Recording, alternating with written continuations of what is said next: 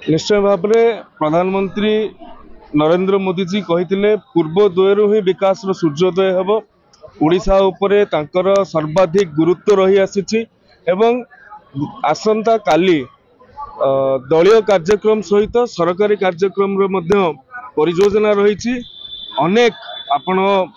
जातीय राजपथ ठू आरंभ करी रेलपथ ठू रेलवे ठू आरंभ करी गैस पाइपलाइन पर्यंत ए सबुर जो भाव में हजार हजार कोटी टंका नरेंद्र मोदी जी ओडिशा को भेटी दौरान ये ओडिया प्रति नरेंद्र मोदी भल पाइबा को व्यक्त करुच्ची एवं ओडिशार 87% ऊर्ध्व ओडिया हृदय नरेंद्र मोदी जी अच्छा जोटा कि आसंता काली तार एक ऐतिहासिक एवं अविस्मरणीय मुहूर्त हेब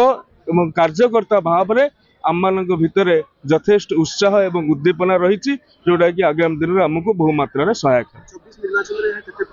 निश्चित भाव में जिते आम दलर आम देशर सर्वोच्च नेतृत्व आम अंचल को आम माटी को आसुंच